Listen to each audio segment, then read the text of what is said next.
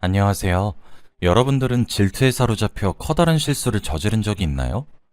저는 순간적인 감정에 휘둘려 인생이 무너진 한 여자를 알고 있습니다. 오늘 그 이야기를 한번 해보고 싶어서 이렇게 사연을 보내게 되었습니다. 저는 여자입니다. 제 나이는 31이고요. 저는 작년에 정말 기가 막힌 일을 겪었어요. 저는 믿었던 사람에게 설명하기가 힘들 정도의 정말 커다란 배신을 겪었습니다. 제게 그렇게 큰 배신감을 안겨준 사람은 다른 사람이 아닌 바로 제 친구였어요. 제게는 10살 먹은 꼬꼬마 시절부터 친구였던 20년 지기 친구가 있었습니다. 이 친구의 이름은 희영이라고 해요. 희영이랑 저는 초등학교를 다니던 시절부터 엄청 친한 친구였어요.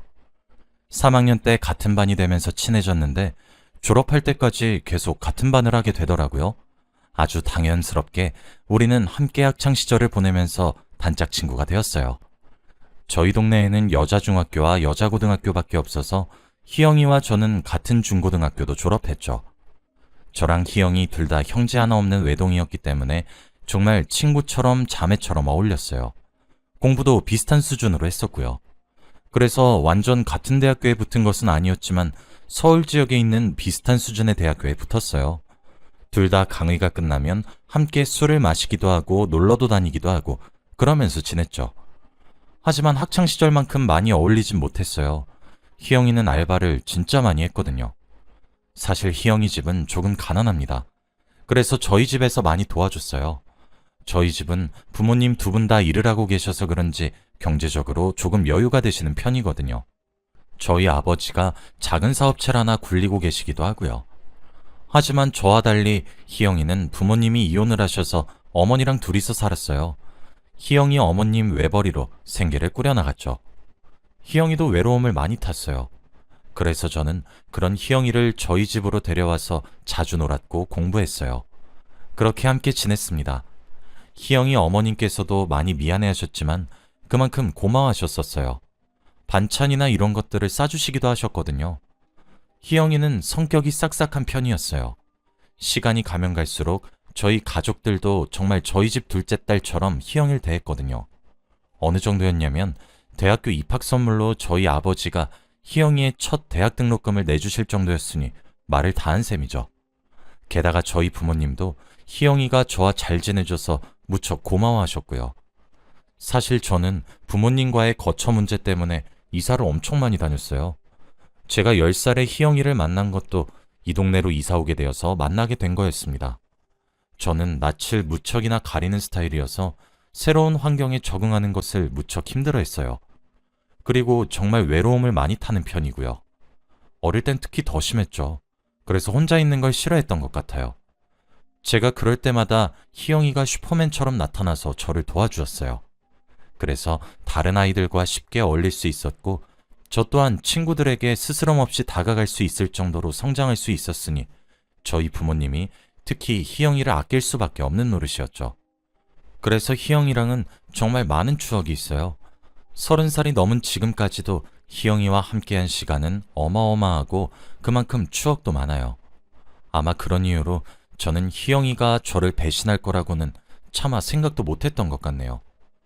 사실 제게는 당시 8년을 만난 남자가 있었습니다. 22살에 만나 30살까지 만난 남자였어요. 대학교 시절 풋풋했던 사랑을 시작으로 오랜 기간 만난 남자였죠. 저랑 남자친구는 캠퍼스 커플이었어요. 그래서 과에서 엄청 유명했었습니다. 예쁘게 만나는 것도 만나는 건데 오래 잘 만나고 있다고 말이에요.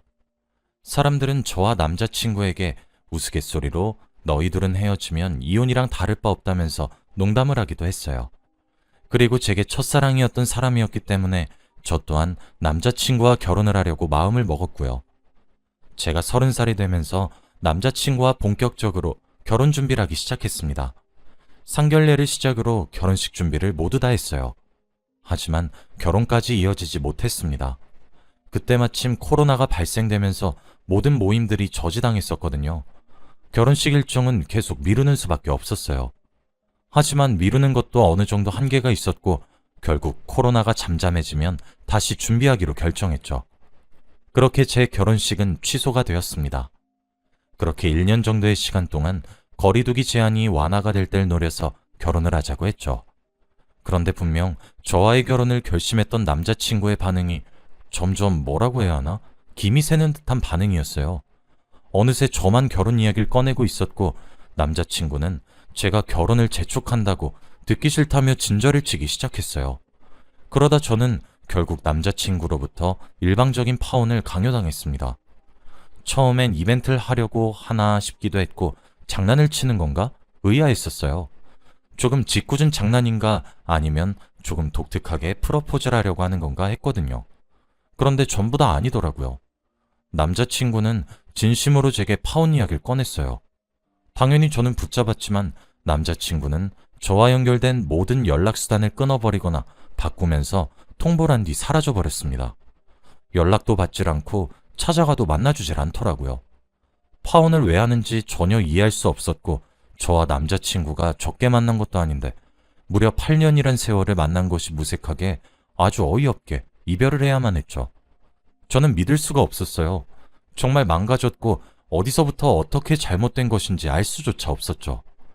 하지만 그것도 잠시, 얼마 지나지 않아 제가 왜 파혼을 해야 했는지 알게 되었습니다. 학과 동기들 사이에 아주 기가 막힌 소문이 하나 났더라고요. 희영이가 혼전 임신을 해서 결혼을 하게 되었다고 말이에요.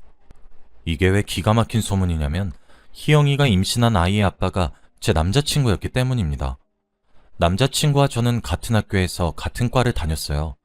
그래서 남자친구의 친구들이 제 친구들이었고 제 친구들이 남자친구의 친구들이었죠.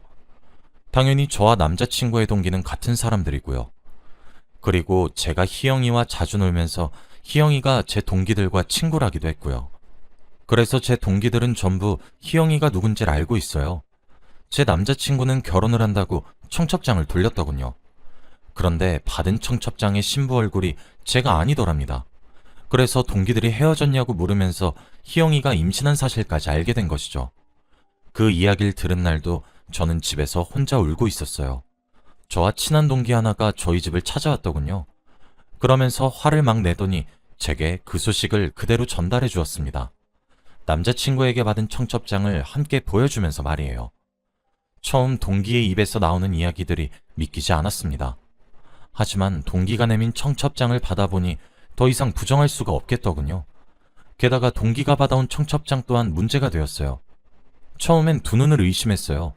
왜냐면 동기가 받은 청첩장의 디자인을 저와 남자친구가 함께 정한 거였거든요. 그제서야 보이더라고요. 청첩장 안에 웃으며 서 있는 희영이가요. 뿐만 아니라 제가 남자친구와 함께 상의해서 선택했던 디자인의 웨딩드레스를 입었고 제가 고른 드레스들과 컨셉들로 웨딩 사진을 찍었고 제가 발품을 미친 듯이 팔아 겨우 예약했었던 예식장에서 결혼식을 하더군요. 친구가 청첩장을 보면서 제게 이야기를 했었어요. 야, 이게 말이 된다고 생각하니? 신부 얼굴만 바뀐 수준이야. 라고 말이에요. 제가 직접 청첩장을 빤히 들여다보니까 친구의 말이 100번 옳더라고요. 왜 그런 말을 했는지 알겠더군요. 정말 신부의 얼굴만 달라졌을 뿐이더군요. 제가 더 기가 막히고 배신감이 들었던 것은 희영이가 이 이야기를 제게 단 한마디도 하지 않았던 거였어요. 진짜 지금 생각해도 제가 기가 차네요. 차라리 교통정리라도 좀 잘해주던가. 저는 남자친구네 집을 찾아갔습니다. 저와 남자친구는 결혼하고 함께 살 신혼집을 샀었고 저는 본가에 살고 남자친구는 거기 들어가서 살았어요. 그곳을 그대로 사용하고 있더군요. 초인종을 누르니까 저를 맞아준 사람은 남자친구가 아니라 희영이었습니다. 그게 더 어이가 없었어요. 희영이는 저와 눈을 마주치지 않고 현관에 서 있기만 하더군요. 저는 희영이에게 어떻게 된 일인지 설명을 요구했습니다. 하지만 희영이가 제게 건넨 말은 설명이 아니었어요. 미안해. 하지만 네가 우리를 이해해줄 수 없을까? 우린 친구잖아. 사실 나랑 그 사람 사이에 아이가 생겼어. 그냥 좋은 마음으로 축복해줄 순 없겠니? 너에겐 정말 미안하게 생각하고 있어. 너 진짜 미친 거 아니니? 다른 사람도 아니고 어떻게 네가 나한테 이럴 수가 있어. 현관을 사이에 두고 밖에서 옥신각신 떠들고 있으니까 신혼집 안쪽에서 누가 나와서 말리더군요. 제 남자친구였던 그놈이었어요. 저는 정말 엉엉 울면서 남자친구에게 소리를 질렀습니다. 다른 사람도 아니고 네가 어떻게 나한테 이럴 수가 있어? 우리가 하루 이틀 만났어? 8년이야. 무려 8년을 만났는데 대체 어떻게 나한테 이러냐고. 두 사람 언제부터 이랬던 거냐고. 오열을 하면서 소리를 질렀죠. 그런데 미안하다고 무릎을 꿇고 손이 발이 되도록 빌면서 사죄해도 모자랄 판국에 제게 남자친구는 그러더군요. 야, 내가 미안하다고 했지. 아, 그럼 뭐 어쩌란 거야. 애가 생겼다잖아. 그럼 애를 지워? 낙태라도 시키고 다시 너랑 결혼할까? 뭐 그래주길 바래? 아니 진짜. 그래, 내가 미친놈이다. 미안해. 진짜 미안하다. 이제 됐니? 네가 이러지 않아도 나 머리가 터질 것만 같아. 그럼 내가 어떻게 해야 돼? 아이가 생겼고 책임은 져야 될 거 아니야. 정말 할 말을 잃게 만들더군요. 희영이도 옆에서 거들기 시작했어요. 그냥 네가 잘못된 타이밍을 가진 거고 난 그걸 바로잡은 거야. 우리가 원래 진짜 인연인 거고 네가 그걸 빼앗았던 거라고. 우린 모든 것을 다시 바르게 돌려놓는 것뿐이야. 사랑을 축복해줘. 그 말을 끝으로 저는 쫓겨나다시피 그곳을 빠져나와야 했어요. 두 사람은 그렇게 결혼을 했습니다. 배가 나오기 전에 결혼을 하고 싶었던 것인지 서둘러서 결혼을 하더라고요. 제가 할 수 있는 건 아무것도 없었어요. 솔직히 하라고 하면 못할 것이 없긴 했겠지만 임산부를 상대로, 심지어 제 인생의 가장 큰 부분을 차지하는 두 사람을 상대로 무엇이든 할 자신이 없어 못했어요. 그래도 제 동기들은 정상이었던 건지 아무도 결혼식에 참석하진 않았더라고요. 불륜이랑 뭐가 다르냐면서 뒤에서 욕도 신명나게 해주기도 했고요. 그렇게 지금 딱 1년이 지났습니다. 그 시간 동안 솔직히 살아있어서 계속 사는 느낌이었어요. 죽고 싶기도 했었죠. 가족이랑 친구들이 저를 도와주지 않았다면 아마 저는 계속 울고만 있었을 거예요.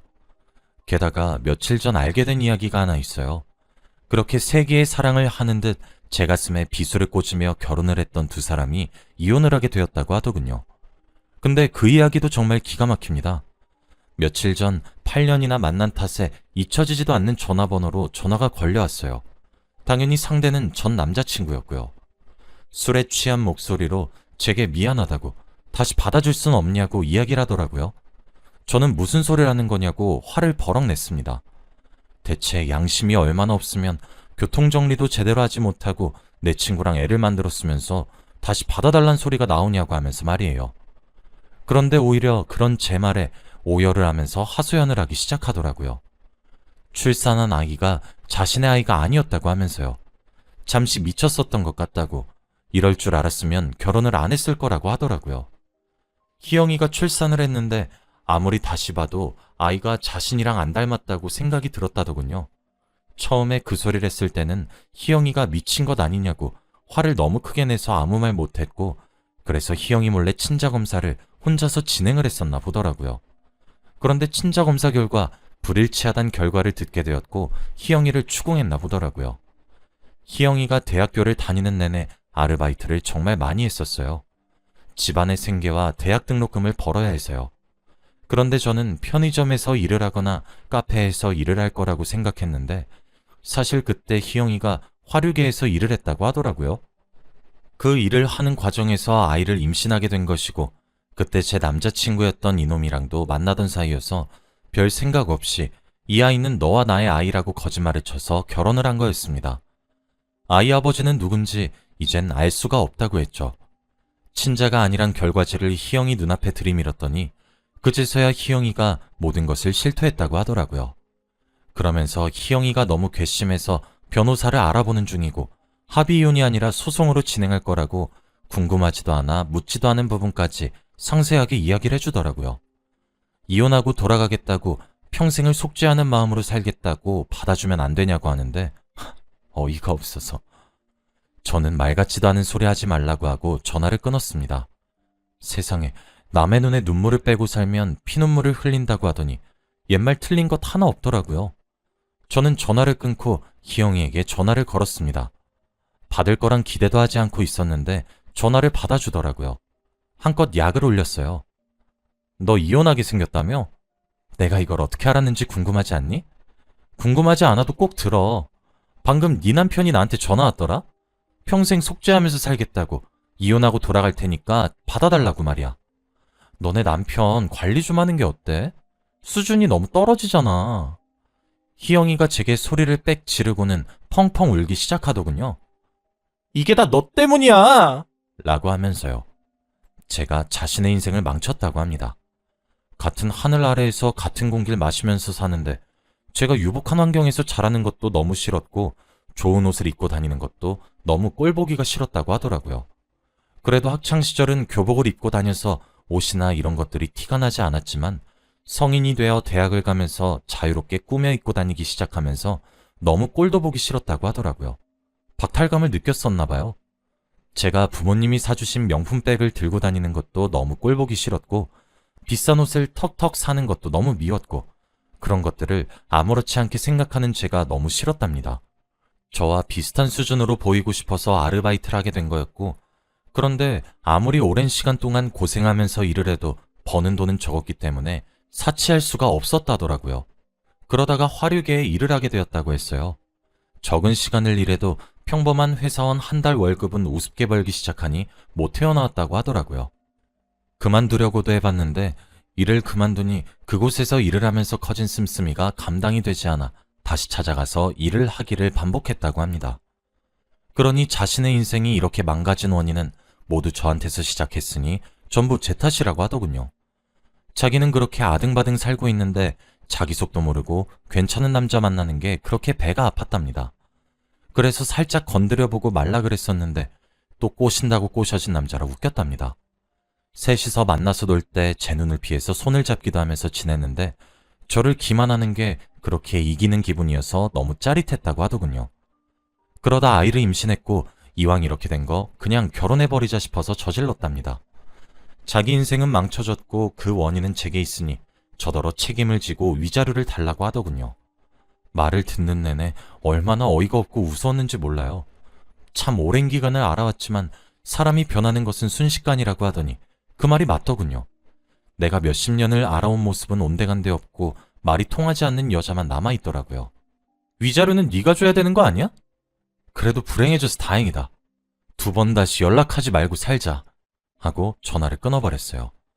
정말 불행하게 살길 바랬었지만 그래도 제가 정말 사랑했던 두 사람의 인생이 끝장난 것 같아 안타깝긴 하네요. 손대지 않고 코를 푼 수준으로 본인들이 스스로 자멸했지만 그래도 속이 막 그렇게 후련하진 않아요. 죄짓고는 편히 못 산다고 하더니 이제라도 두 사람이 정신을 차리고 바르게 살길 바랍니다. 저는 이제 많이 괜찮아졌고 일상생활에도 무리가 없어요. 앞으로도 많이 행복해지기 위해 노력할 거고 더 좋은 사람을 만나 더 행복하게 살 거예요. 제가 그렇게 할 수 있게 많이 응원해 주셨으면 좋겠습니다. 지금까지 제 이야기 들어주셔서 감사합니다.